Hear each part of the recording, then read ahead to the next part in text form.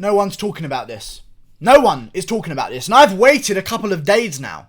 No one has made a single video about this, and Tony Ferguson just got himself one more arrow to the quiver. One more chance, one more card up his sleeve against Khabib Nurmagomedov, and I feel like this completely changes the entire game.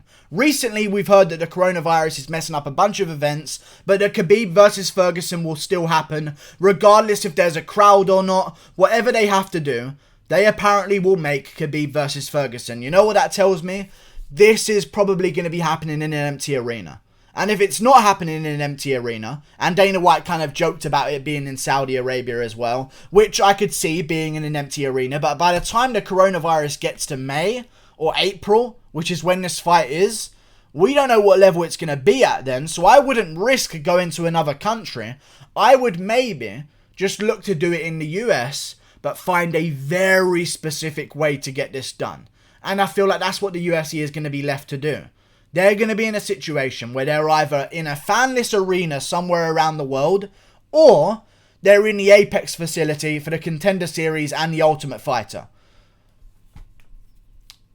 That environment to fight in is a completely new environment to Khabib Nurmagomedov. You're talking about a guy in Khabib Nurmagomedov. His first 14 opponents were the biggest cans you'll ever see in your life. He was from a well-known family. He was well-credentialed in Sambo. Everyone knew who Khabib was long before he was in the UFC, in the hardcore MMA scene in Russia. So they were all showing up to his fights in the early days. Tony Ferguson has a unique experience over Khabib Nurmagomedov of fighting in the environment of a cage without a crowd. In the Tuesday Night Contender Series environment. In the Ultimate Fighter environment. Tony Ferguson was on the Ultimate Fighter ages ago at welterweight. Destroyed everyone, won the Ultimate Fighter, absolute monster, then moved down to lightweight as well. But to have that experience in Tony's back pocket, to be able to have it, I've been through this situation before. Crowd or no crowd, I've done this shit. I've done it multiple times even. I think in all, they fight 4 times on the Ultimate Fighter. Tony Ferguson has that experience. That's something Khabib does not have. And if there was one thing that would maybe make me worry about this fight, it would be this situation. No one's brought it up. I was waiting for Chael Sonnen. I was waiting for Luke Thomas. No one's saying nada. This is a huge advantage for Tony Ferguson, and if anyone was on the fence, I'm picking Tony Ferguson anyway. But if anyone was going, shit, I don't know, and the polls are saying that recently. I think the polls that recently came out on ESPN MMA were 51% Khabib Nurmagomedov and 49% Tony Ferguson. That's how close this shit is. And to have that extra factor just get thrown into the fight that wouldn't normally be there in the first place, that changes the game for me. If I see this as 50-50 in the first place, and a new aspect comes in that clearly advantages one of the two fighters, I'm picking that guy, because it's no longer 50-50 for me. Tony Ferguson, I think he could beat Khabib now. If there's one situation that I think could maybe rattle Khabib, and it does rattle a lot of fighters, it would be fighting in the environment of the Contender Series.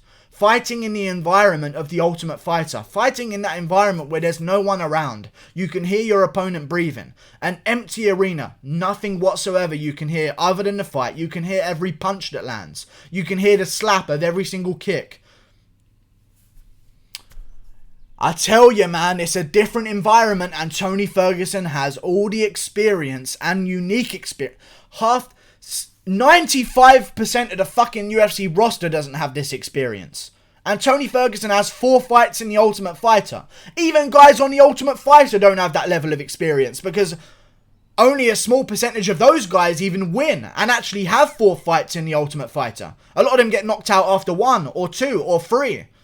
Ferguson has the highest level of experience in this environment to fight in out of anyone in the entire UFC. This is a huge moment. No one's talking about it, and I don't know why. This is massive. This changes shit. And you know what you might say to me? This is the only argument back, and I'm going to give you this argument back. That's how good of an arguer I am. I don't only make my point, I'm going to give you your point. I'm giving you your point now to argue back at me. Well, if they do it in the Apex facility, it won't be in New York anymore, so that kind of takes away an advantage for Tony Ferguson in terms of things getting cut. and blood happening and slices happening on the forehead of Khabib, and it not being in New York and not having some fan bias and not having that commission in New York jumping in every 5 seconds to make sure everyone's okay, that's going to disadvantage Tony.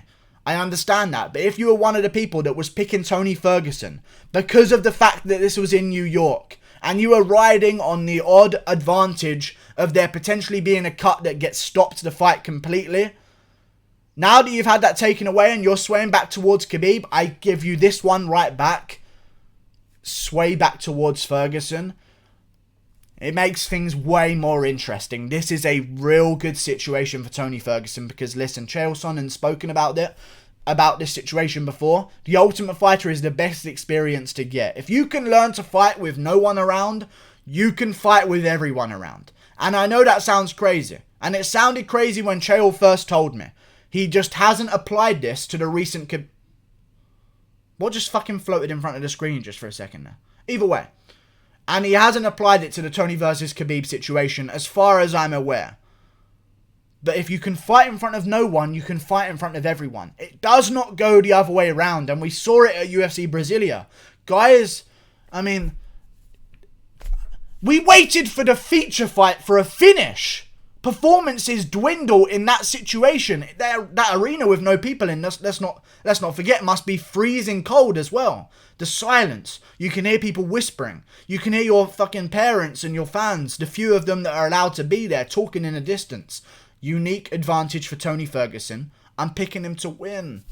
This has swayed me completely. This has completely swayed me. It really has. I don't know what else to say. I just smashed the microphone. I apologise for that. But this has completely swayed me. I was on the edge. I was leaning Tony Ferguson. A month ago, I was leaning Khabib. A month before that, I was leaning Tony Ferguson. A month before that, I was leaning Khabib.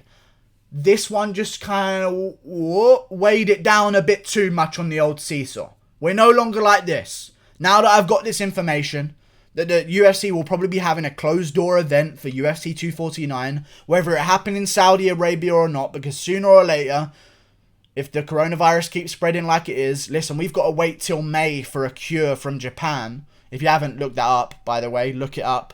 We'll wait until May, if all things go well, for a cure. So this is only going to get worse until then. Unless the UFC wants to make a UFC Antarctica, this is 100% in favour of Tony Ferguson. And I know Dana White has spoken about this multiple times, that they want to make this fight behind closed doors.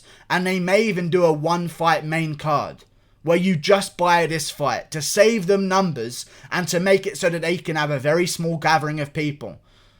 Ferguson has every advantage here. This changes things completely. You're telling me Khabib's going to do something he's never done before. Whatever way you look at this fight, whether you want to say Khabib's grappling's better, he's going to smash Tony, Tony's striking's better, Tony's cardio's better, Tony can slice him up and cut him, Khabib can catch him on the feet, Tony gets caught on the feet all the time, and everyone can have these arguments back and forth. The simplicity of this fight right now for me is, Khabib is about to do something he has never done before. And Tony Ferguson is about to do something he has done 4 times before.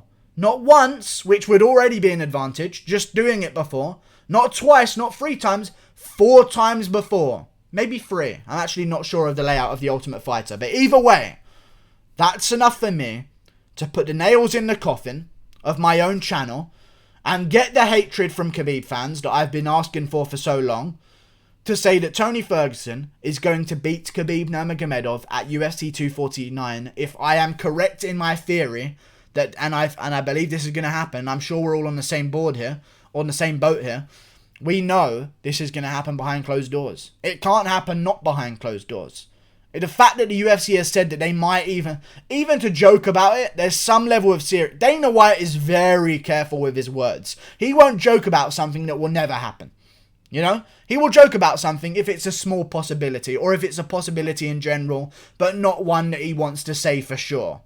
But if you're joking about having them just those two on a pay-per-view, there's a reason why you're getting rid of all the other fights, and it's to save people in gathering situations. I've found my way through Dana White's web of words and lies, and I've nailed him down on one thing. That's the reason you want to lower the numbers. Because you want to have it as a closed door event. No fans. No one in the crowd. Just the cornermen, the fighters, some cameramen, and a ref. And the judges.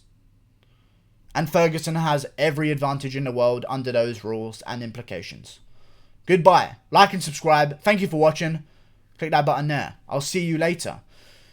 And goodbye again. But like and subscribe again. Seriously. Goodbye.